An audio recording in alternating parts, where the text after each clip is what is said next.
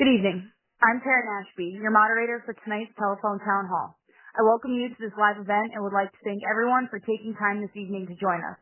Tonight, Senator Art Haywood of the 4th Senate District will take your calls as he discusses SNAP benefits. Senator Haywood will be joined by the Department of Health and Human Services, also known as DHS. As a reminder, if you have any questions and would like to join the conversation, please press *3 on your keypad at any time to participate. So without any further delay, please let me welcome State Senator Art Haywood. Thank you, Karen. Good evening, everyone. This is State Senator Art Haywood. Welcome to the telephone town hall for all my friends and neighbors within the 4th Senate District. I would like to thank everyone for taking time out of their busy schedules to participate on this call. Whether you ask a question or just prefer to listen to the conversation, I appreciate your engagement. Now, if you'd like to ask a question at any time during tonight's discussion, please press *3 on your phone. *3.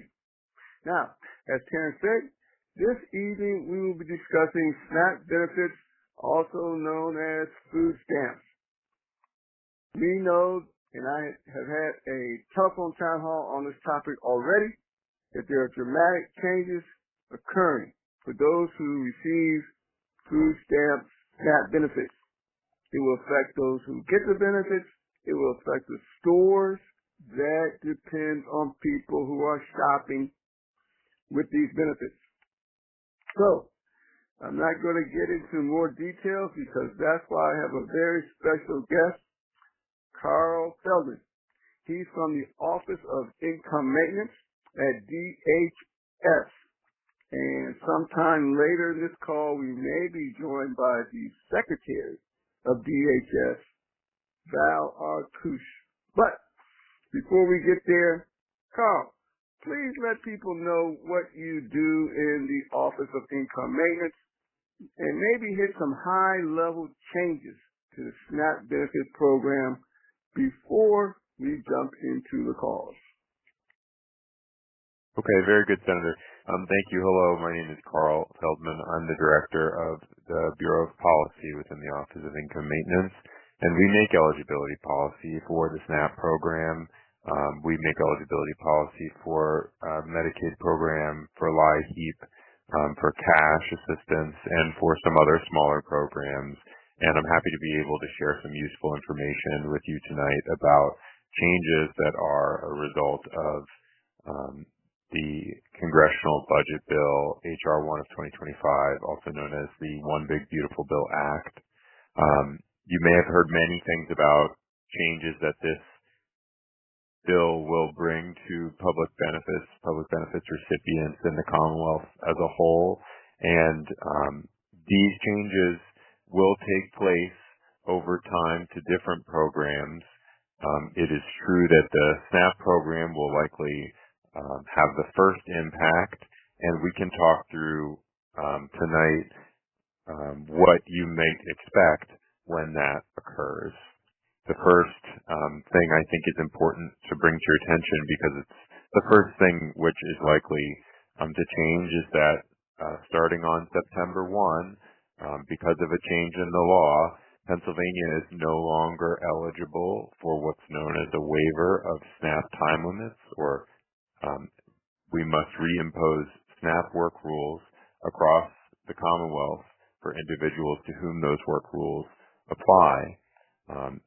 People are able to identify to us whether they are exempt from those rules based on having a dependent child, based on potentially having a disability, making it unable to work, or if they're participating in employment and training.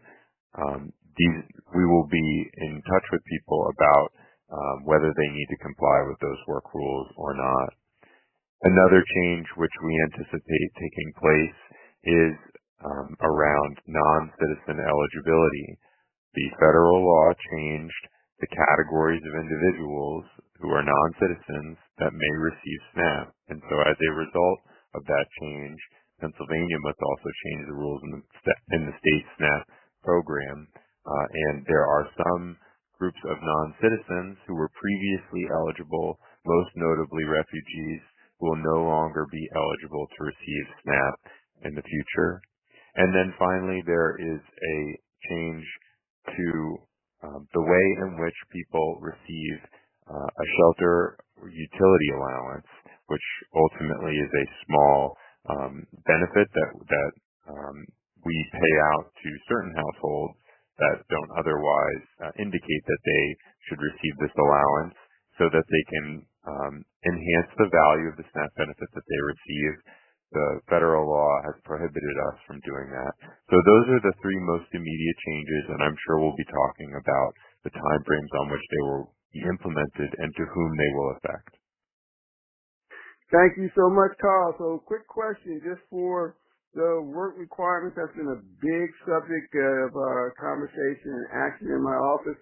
Before we get to the callers, could you let those who are listening know what are the ages of individuals who will be expected to have these work requirements? Yes, I'll start by saying that on September 1, the work rules which will be applicable across the Commonwealth will be based upon the rules for the SNAP program and the work rules for the SNAP program which existed prior to the passage of this federal law. And so on September 1, individuals aged 19 to 54 will need to participate in employment or training, and that is the age range for the initial imposition. But because the federal law has changed, new applicants starting in the month of November will have that age range increased up to age 64. Got you. That's 19 to 64 beginning November. All right. Look, yes. Got you. Let's get to, Terrence, let's get some callers and get some callers in so we can respond to questions that they may have. Thanks, Carl. Alrighty, as a quick reminder, if you'd like to ask a question, press *3 on your telephone at any time. Senator, we're going to start with an online question from James from West Oak Lane. James asks, I've heard they're doing this to push people who don't work into getting jobs. Is that true? Will this new requirement actually get more people working? What do you think, Carl?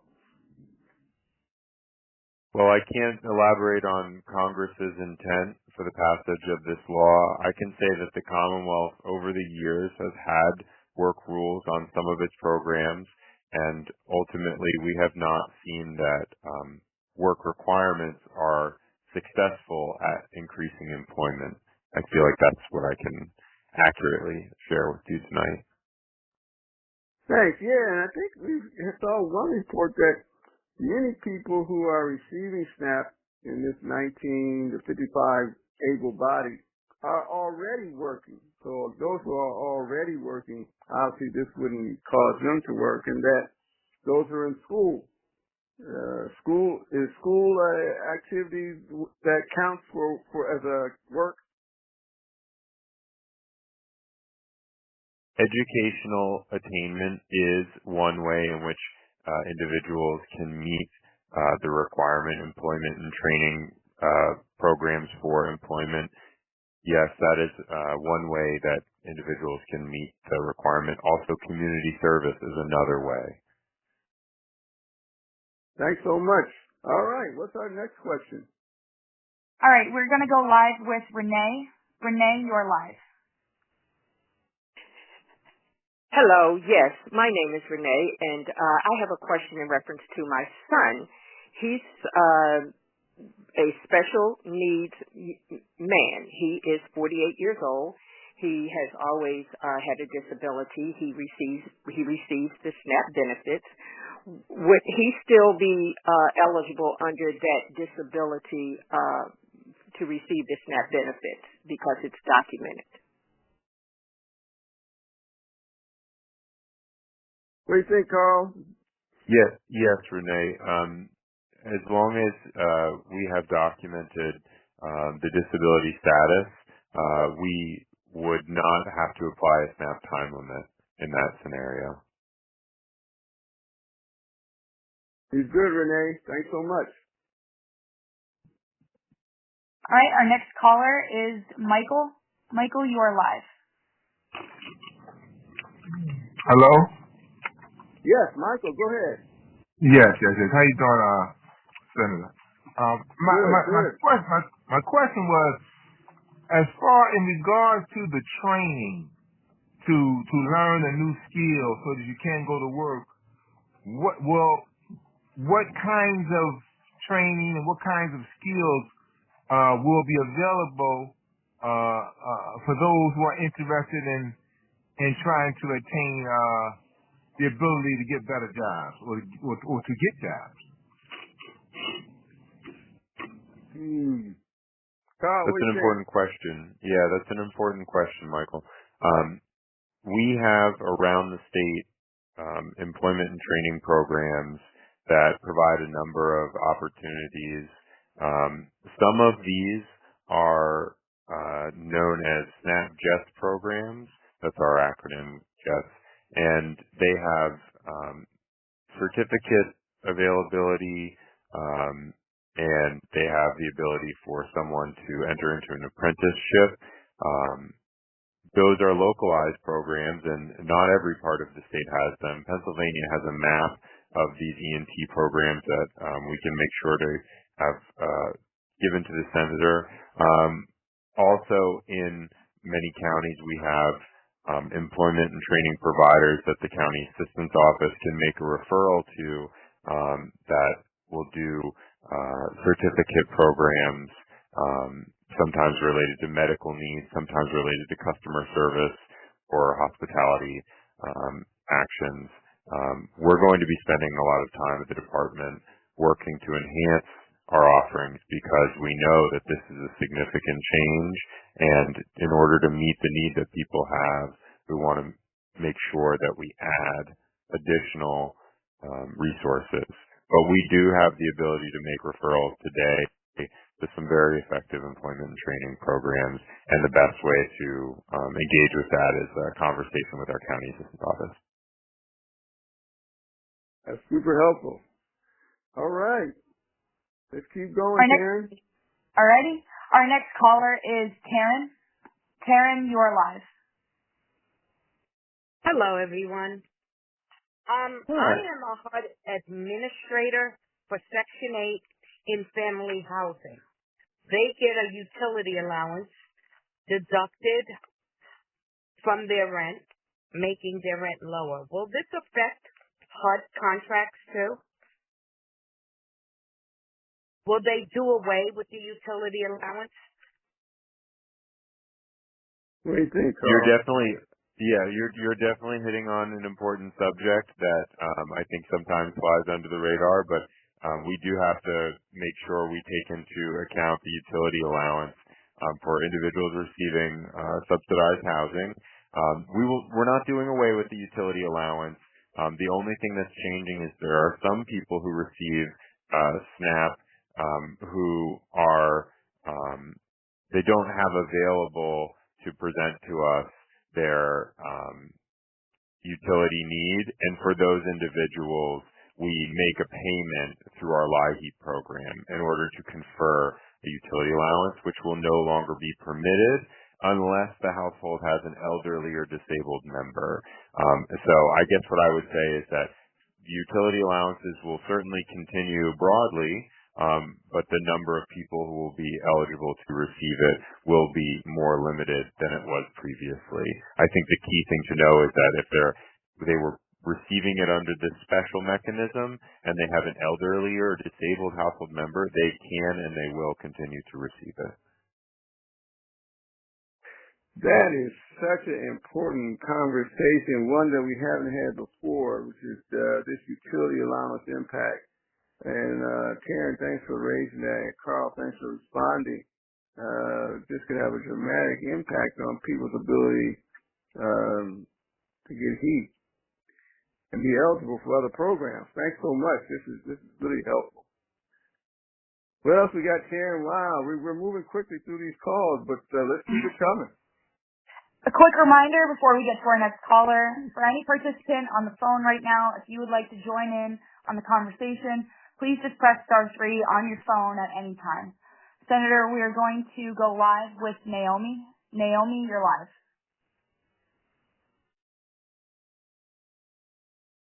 Hello? Yes. My question is for the children that receive the $120 over the summer. Will the SNAP program still be available for the children over the summer? I think that Naomi's question is based on what you've said about actually our Sunbucks program. And the Sunbucks program was not changed through the federal budget bill that we've been talking about.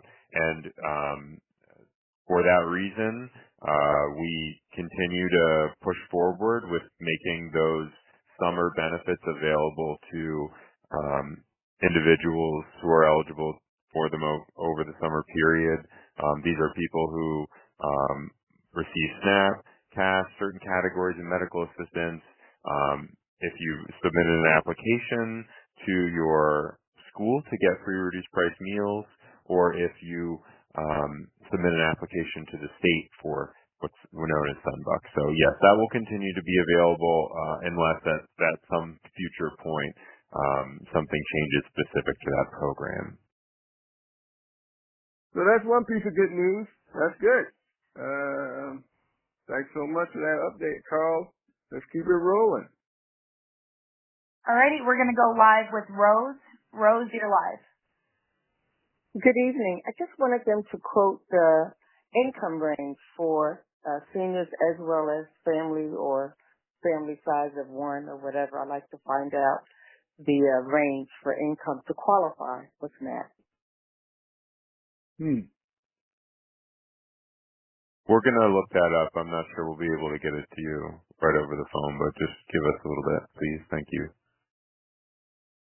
And Rose, we will certainly have that in my office by tomorrow.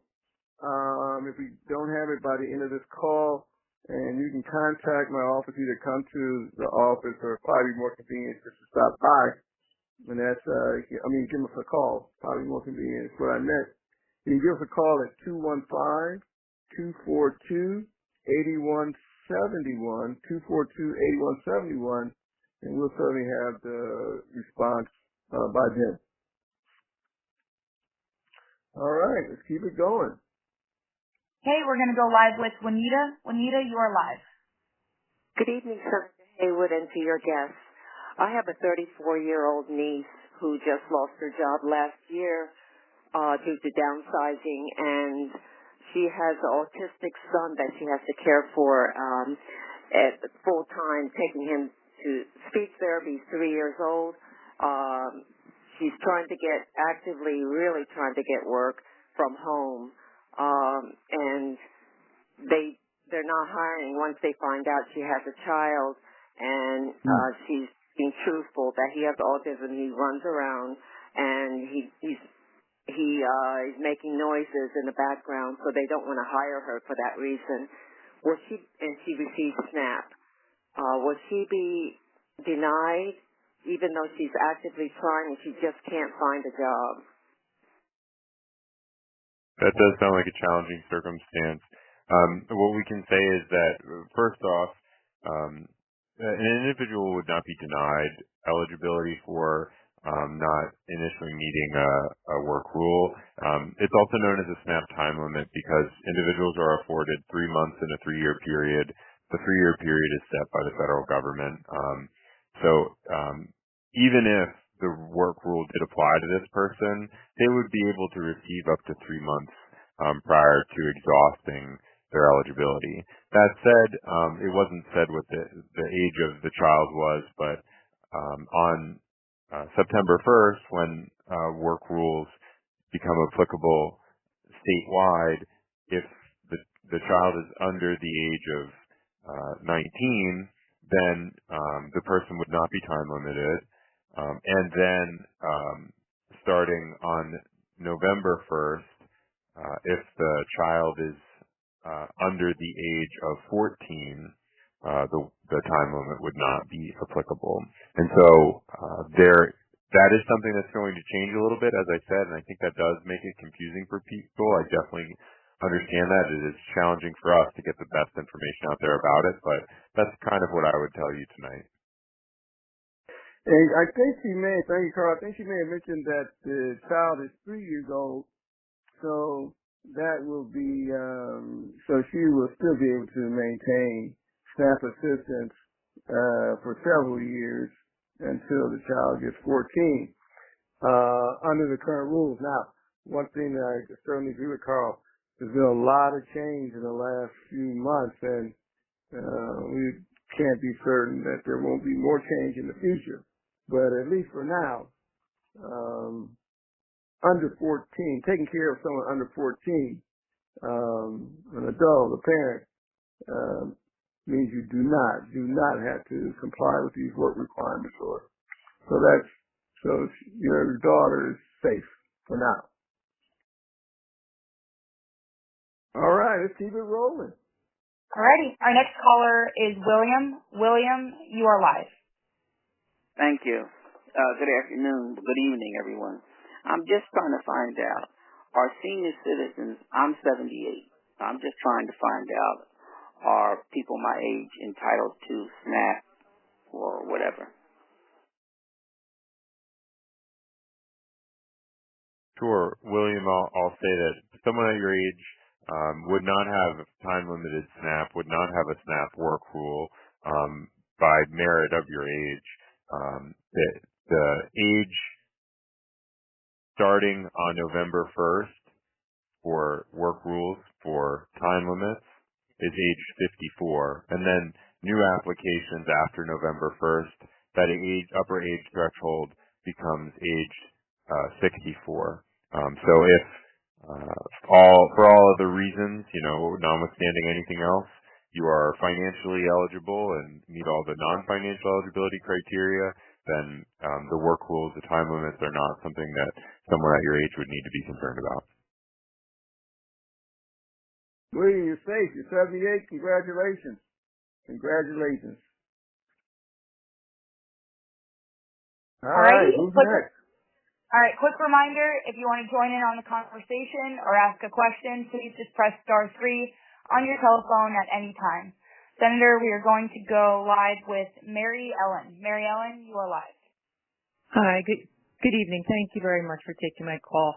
I'm calling on behalf of a neighbor who isn't able to attend this, but he was recently laid off, was living paycheck to paycheck prior to that, 58 years of age. He did tell me that they did a great job in Montgomery County Career Link. He's planning on starting a program and training for something. But again, food insecurity is becoming an issue for him. He's never applied to SNAP. And he was curious, do they take into account like your 401k? I mean, he obviously could draw from his 401k, but he's just worried about his future. Is there any parameters around savings? We're not familiar with the program, so I'm trying to help him out. Sure. It's good that he's thinking about the availability of SNAP. Despite the changes, SNAP is still the nation's largest food security program, and it is there to be available for people who need it.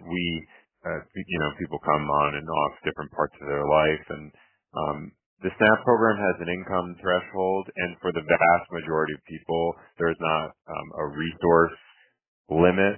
That's what we would call those kinds of savings, like 401k or something like that. And so for that reason, I would encourage you to encourage this individual to simply file an application given the circumstances. And I also want to say that I did bring up the SNAP income guidelines as Rhoda's asked for. And so for a household size of 1, the maximum gross monthly income up until October of 2025 this year, at which time we will issue new income guidelines based on the new federal fiscal year. That limit for household size of 1 is $2,510. This is monthly. For 2, it's $3,408. For 3, it's $4,304, and a household of 4 is $5,200. But there are also deductions that might come into play, and so our best advice is always, if you are concerned, if you have a need, we would encourage you to apply. That's extremely helpful. Carl, would you repeat those guidelines per household once again, please? Sure. This is the SNAP income guidelines, maximum gross monthly income by household size. I'll just read for the first for household sizes. A household of 1 is $2,510 a month. A household size of 2 is $3,408 a month. A household size of 3 is $4,304 a month. A household size of 4 is $5,200 a month. Thank you so much. Great call. Thank you, Mary Ellen. I hope your neighbor applies and gets the assistance that's available to him. All right, Karen, how are we doing on call? We're doing great. We're going to go live with Betty. Betty, you are live. Yes, good evening. My question is this. The immigrants that are already on SNAP, when will they be ineligible for SNAP? Will it be September 1st? So non-citizen eligibility rules will change as of October of this year. And I think the easiest scenario to envision, because it's one of the more common ones, is someone who happens to be a refugee to the United States. As of October 1, if they were to apply for SNAP, they would be rejected for not meeting the non-citizen eligibility criteria. And the refugees, these are people who are coming from fleeing other countries, coming to the United States because of persecution or some other, some wide range of risks that puts them in the refugees category. They're fleeing some country, and they get to the United States, they can no longer receive SNAP assistance as October 1st. Let me ask a follow-up question to Betty.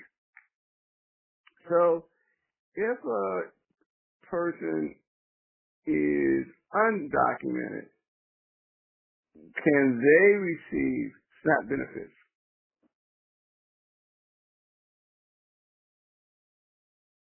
Hello, apologies. I was disconnected. Okay. Mike, let me restate the question. Thanks for getting back on so quickly. If a person is undocumented, immigrant in the United States, they don't have documents that say they can be here, visa expired, whatever. They don't have documents that say they can be here. Can that person receive SNAP benefits? No, undocumented non-citizens are not eligible to receive SNAP. And also that was not something that changed under the federal law that was passed. Undocumented non-citizens were not eligible to receive SNAP even before the law changed. Okay. So undocumented immigrants couldn't get SNAP before, can't get SNAP now. So the change is the refugees. That's the only change. Significant. I shouldn't say only.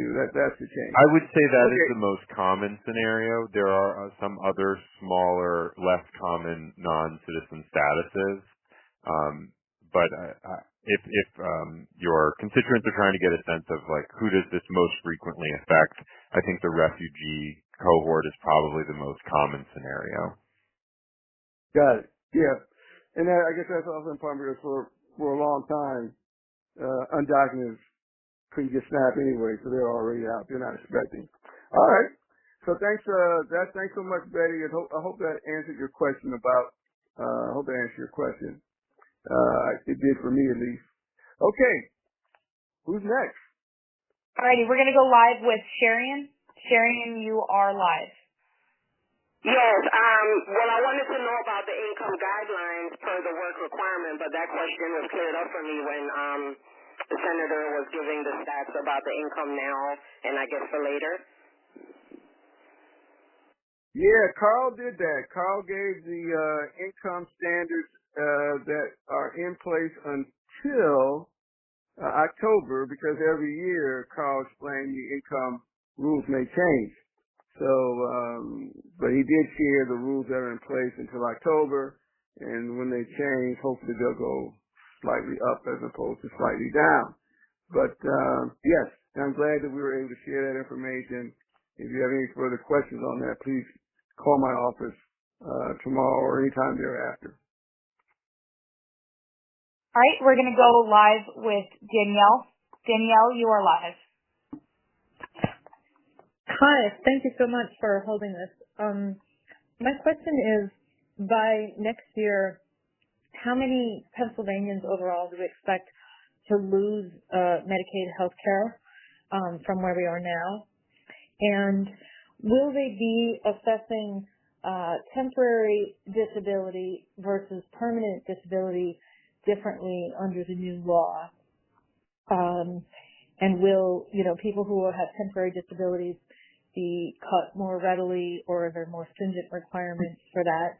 And then lastly, will there be more frequent requirements to submit information? I think they had been doing it yearly for people who were already in a Medicaid program, and then they're asking every 6 months for an update. Will they ask for more frequent, documentation to meet the requirements under the new law? Thank you so much. Thank you. Now, Carl and Danielle, our focus was primarily SNAP and the food benefits. These are questions all related to the health care benefits, Medicaid. Carl, I'm not sure you're prepared for that. If you are, we do have information that we can share about this.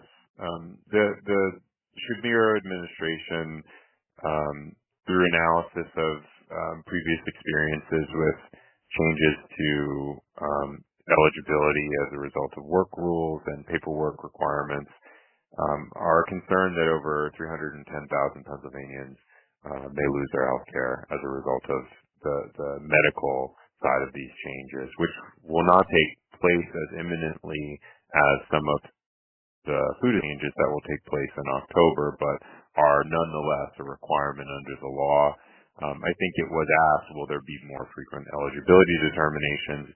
And for some people, the law does require eligibility determination. Medical assistance is determined on an annual basis currently for almost everyone, and as a result of the law, for individuals who received medical assistance through the Affordable Care Act, that will change to 6-month period of eligibility.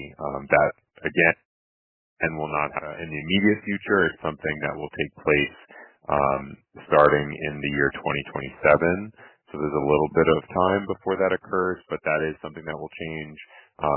And the food assistance side of it, there is an annual redetermination for SNAP, but there's also a 6-month redetermination known as the STAR semi-annual review. You may be familiar with that. That part not changed as a result of the law.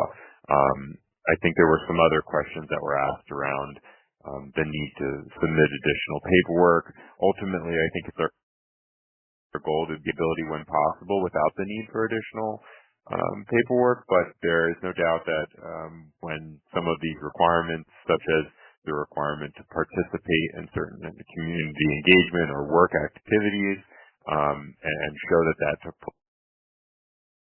place, to us to make that determination, and then we're going to have to ask the applicant or recipient if they can provide that to us.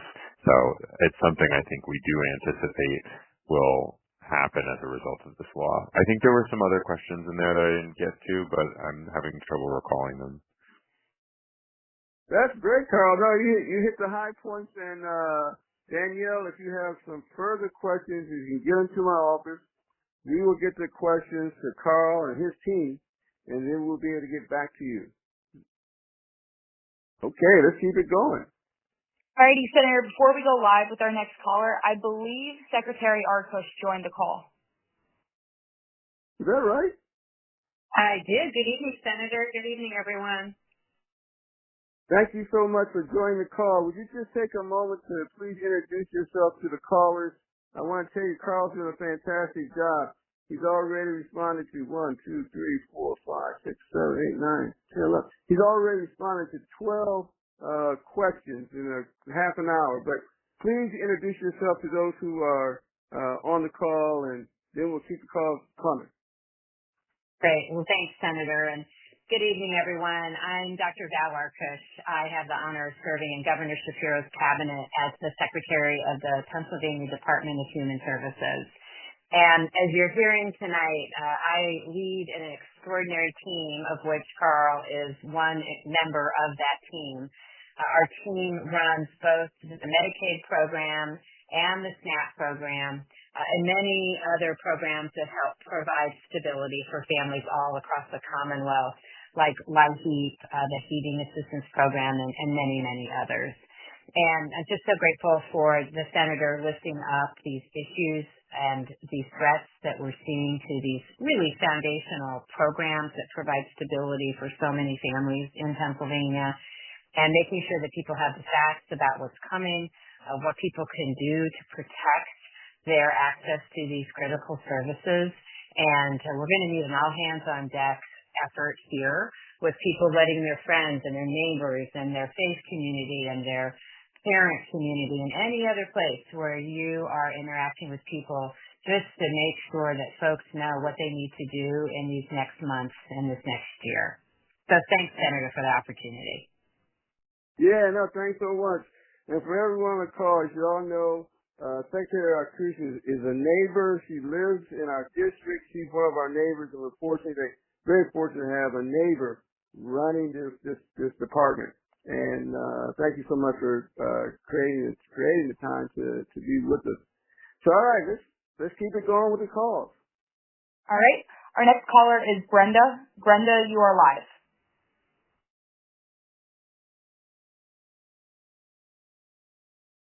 Brenda. Can you hear me? Yes, go ahead. Yeah. Okay. Okay. Go ahead. Okay. The nature of my call. If someone was on SNAP and they only work 15 hours a week, would this benefit terminate them from getting the SNAP benefit if they only work 15 hours a week? They're currently getting. Yes, thank you for. We can give you some information. So the work rule and the time limit requires at least 20 hours per week or 80 hours in a month. And so in order to make sure that this individual is able to continue to receive assistance, we would need them to pick up some kind of additional work or employment and training or community service. That's what the work rules do require. As I said previously, everyone is 3 months in a 3-year period in which they might not meet that standard and not lose their eligibility, but that threshold is 20 hours per week or 80 hours per month. So, Secretary Arkush, given that this person related to Brenda is 5 hours short right now, 5 hours short a week, what, if anything, can we do to help him or her? Yeah, that's a really great question. And I think that this is going to be a very common scenario. So one opportunity obviously would be to see if it's possible to increase work hours, but we all know that that may not be the case for many situations. And so our community can pull together and think about ways to create structured volunteer opportunities. For instance, at a local food bank or at a local Goodwill or Salvation Army or, any type of community-based charitable organization that has the opportunity for people to go and volunteer in their service. As long as those hours can be documented, then those hours would count toward meeting that total of 80 hours required in order to maintain the SNAP benefit. Thanks so much. I got to jump in. I saw a NPR interview this morning. It was some grocery store in Texas where the store owner was independent, not one of these big chains, and the owner said that about 30 to 40% of their customers were SNAP beneficiaries. And I may have shared earlier in a separate conversation with Secretary Cruz that there's a grocery store in my district, Save-A-Lot, at Washington Lane in Kew. The managers told me 80% of his customers are SNAP recipients. How do you look at this impact beyond the individual person who may not have food and has to go hungry, but what it may have on broader community and grocery stores? Yes, I'm happy to take that one, Senator. So obviously, these cuts to SNAP are going to have really devastating consequences for our families here in Pennsylvania who receive SNAP and who may no longer be eligible. But there is another dimension to this, which is our 10,000 grocers and retailers who participate in SNAP here in Pennsylvania. All of them certainly would see a decrease in business if individuals are no longer eligible for SNAP. And it impacts our farming community here in the Commonwealth. As many of your listeners may know, most of our farmers markets also accept SNAP as payment. And there's significant concern about the economic impact for our grocers, for the people who work at our grocery stores, and for our farming community. It's been estimated that for every dollar of SNAP that comes into the state, it generates $1.54 of economic activity. So this is another piece of this that we're watching very closely. Thank you so much. Yeah, another concern. We'll see how we can manage. All right, Karen, let's keep it going. All righty, we're going to go live with Denise. Denise, you are live. Hi, I'm calling. My biggest question, I work in homeless shelters and have been active within the community. With all the changes that's going on, what kind of food availability is going to be available for people? A lot of people don't have family members that can come and fill out forms and help them or get people situated who have disabilities. And again, I work and I'm having a food insecurity and don't qualify for SNAP. What kind of resources are going to be available to actually help the people not to be able to starve to death?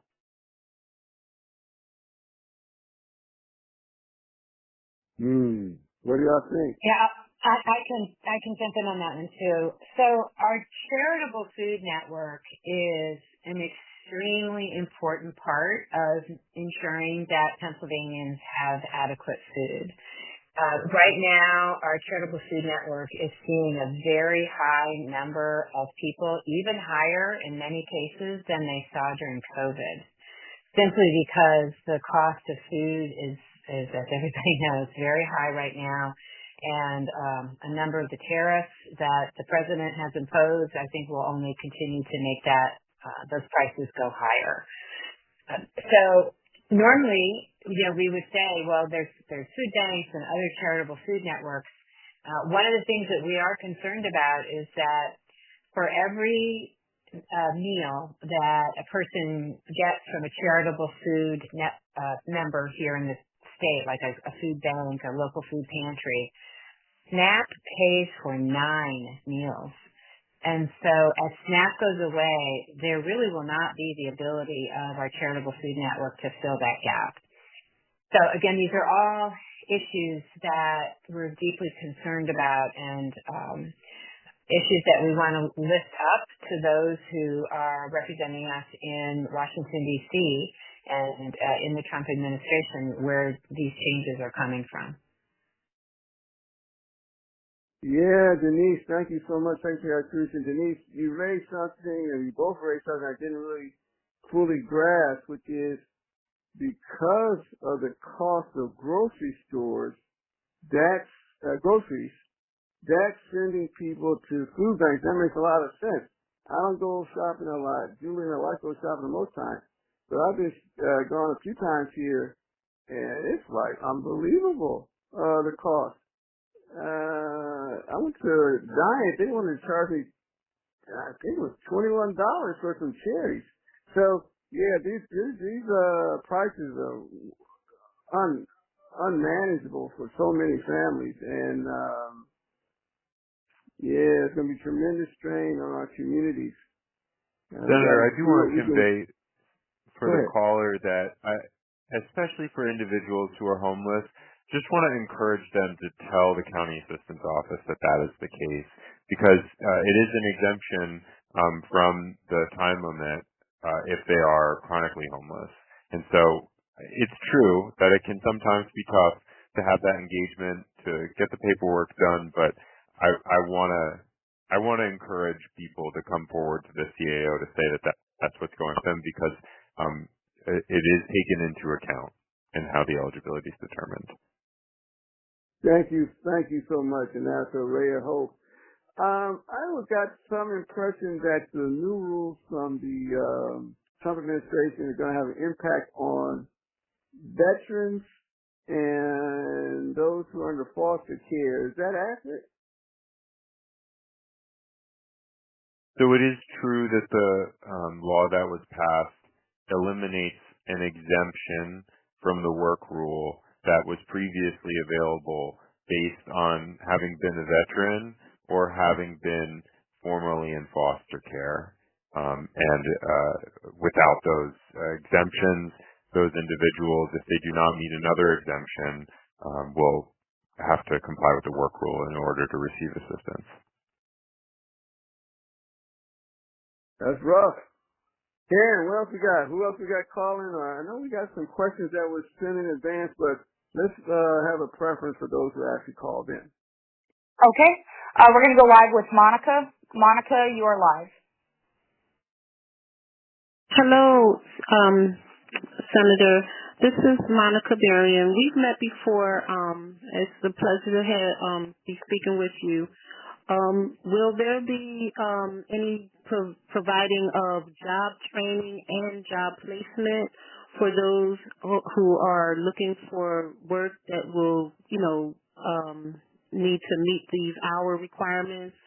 And will you also be reaching out to the faith-based organization for ways for our pastors to have volunteer programs, or if we can work on some type of volunteer programs for not only our congregants but for the community at large, so they can meet these hours?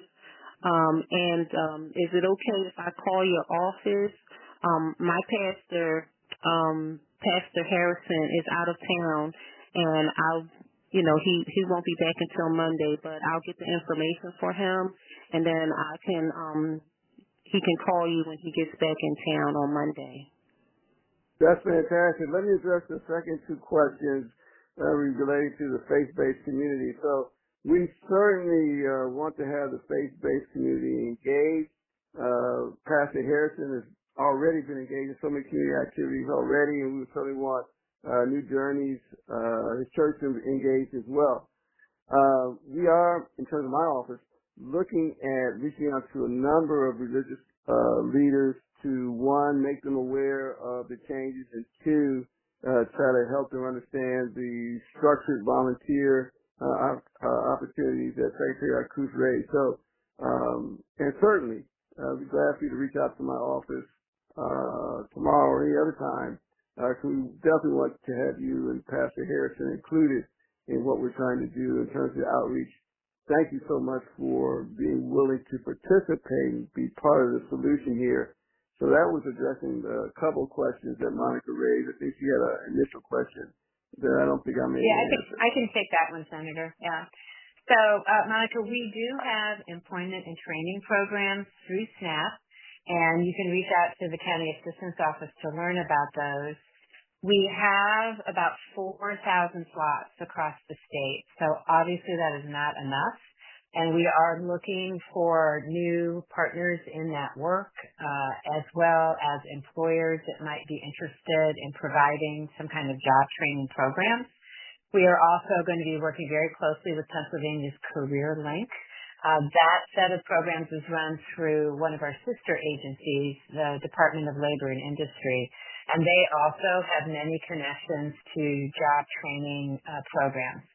And then I just want to remind the listeners that going to school is another way to meet this requirement, and we do have some programs through SNAP that work with all of the community colleges in Pennsylvania. So we partner both with Philly and Mancos community colleges, and that program can help with things like transportation, childcare, the purchase of books, and some other things to help make going back to school affordable and attainable for individuals that might want to look at those kinds of opportunities.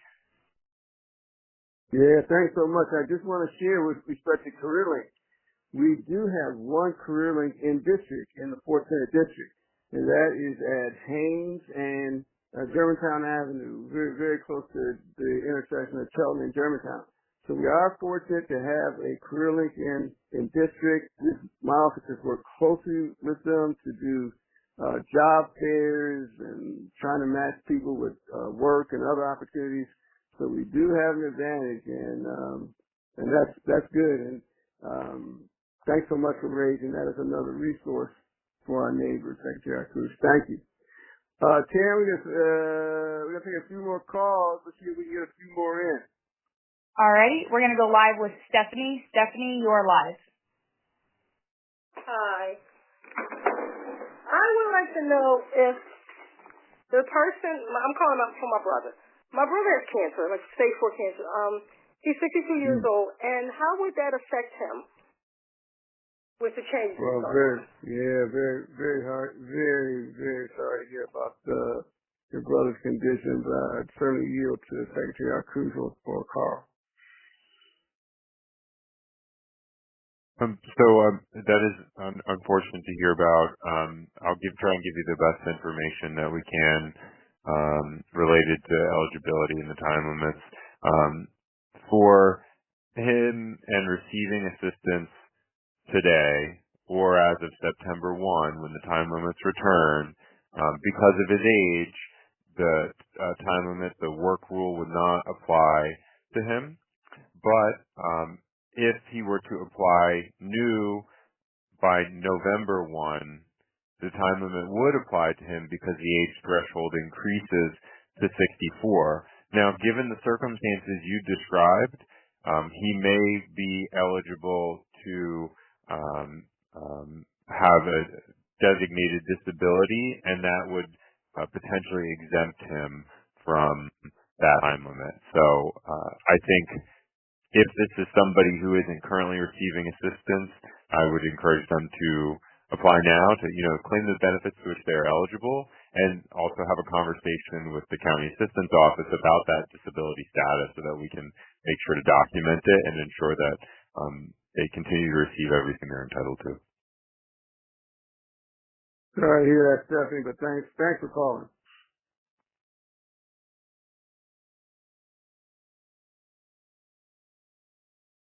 All right, we're going to go get 2 more calls maybe. Sounds good. We'll go live with Dawn. Dawn, you're live. Yes, hello, can you hear me? Yes, go ahead. Yes, hi, Senator Haywood and the 2 people that were getting the information in reference to the SNAP benefits. Now, I'm calling to ask about like Meals on Wheels or Mom's Meals. Does that affect the seniors or the people that are on disabilities? Will it affect them at all? Do you know? Right now, the SNAP program is totally separate from those programs, and I am not aware of any cuts to those programs. I'm not 100% certain of that because that's not under my area, but I don't believe there's been any cuts to those programs. That's good news, and Stephanie, we'll certainly double check. And if you reach out to my office, give us a couple of days. Reach out to my office Monday or after, will be able to have double checked, so you have a answer, which may be from the county. Thanks so much. Senator, do you want to do another caller? Oh, yeah. All right. Try one more. We will go live with Nina. Nina, you're live. Hi, Senator. So my question was just regarding many of our county assistance offices. I know a lot of them are experiencing staffing shortages already. And so with these additional SNAP recipients who will now be required to participate in employment and training, I'm just concerned about the capacity of the offices and managing the increased workload, particularly, being able to track the attendance and participation. So my question is with the offices currently being short-staffed, how might this impact our SNAP recipients if the staff are not able to track timely? I know that there's already pressure to get our staff error rate decreased from 10%, I believe it's to 6%. So how is this going to impact our SNAP recipients? That is a very timely question, and thank you for asking. So this is something that we are have an all-hands-on-deck approach to working on. First of all, we want to make documenting and verifying people's community engagement, whether it's work, volunteer, or school, as easy as possible, not only for the recipient, but for the employer or the volunteer director or the school who has to potentially verify those hours. And so we have brought in a number of folks to completely review our processes from start to finish and look for ways to streamline them internally for our staff and understand if there are some computerized and sort of IT solutions that we can bring to bear, and also if we're able to, in very select circumstances, use some kind of artificial intelligence. And I want to be really clear that we do not use artificial intelligence to verify eligibility of somebody's benefits. So that involves humans. So I don't want to make anybody nervous about that. But for instance, could we use AI to read pay stubs that somebody uploads into our system? Could we have AI look at the pay stub and enter that data? Things like that. So we are very mindful of the increase in workload. This is an unfunded mandate from the federal government. It dramatically increases the workload for states, including Pennsylvania. We are not getting additional funding from the federal government to ramp up all of this work. So we are going to do everything that we can to make this work go as smoothly and quickly as possible for everybody involved. And can't help but note that we are hiring in our county assistance offices. And so if anyone who's listening is interested or knows anyone who might be interested, these are really important jobs. You are doing the absolute most important work of helping people in your community get connected to these benefits. And so if you're interested, we'd love to have the opportunity to talk with you. Wow, thanks so much. This has been a very quick hour. It looks like we got over 16 callers in. So we're going to close this out. But Secretary Artush, I did want to give you an opportunity to share anything that you wanted to share with those who still may be listening before I go into our brief closing. Senator, I just want to thank you so much for your leadership. I want everyone listening to know that from the moment this bill passed, Senator Haywood was reaching out to me and my team to find out what he could do for the folks in his district. And I just want you all to know that you've got a real staunch advocate in Harrisburg, and he is thinking about all of you every single day, and we're all certainly very grateful for your leadership, Senator. And Carl, thank you so much for joining us tonight and pitch hitting for me. In fact, doing a way better job than I could have in answering some of these questions. So thank you so much. And for everybody listening, I know this is scary stuff, and it's very anxiety provoking for all of us. I just want you to know that my team and I are working this every single day. And in every decision that we make, we are always going to put folks here in Pennsylvania that we are serving first and foremost. And we will do everything we can in every decision that we make to put the people that we serve first. So please know that, as long as we have to obviously follow the law, but within that, we're going to do everything that we can to continue to support and staff the 2 million Pennsylvanians that currently benefit from that program. Wow, thank you so much. And this has been a great discussion. Again, I'd like to thank Secretary Arkush and Carl Feldman for joining us this evening. Thank you all for participating in our telephone town hall discussion tonight. That's to those who listened in and to those who asked questions and gave us some suggestions. I wanted to specifically thank Renee, Michael, James, Karen, Naomi, Rose, Juanita, William, Mary Ellen, Betty, Sharon, Danielle, Denise, Monica, Stephanie, and Nina. Thanks so much for calling in. If you didn't have a chance to ask a question, please remain on the line. You will be able to leave your question on a voicemail for me, and we will get back to you. Thank you again for your participation, and if you have any additional questions or concerns, please call my office at 215-242-8171 or simply visit my website at senatorhaywood.com. Thank you again. Have a good evening. Thank you so much for your participation.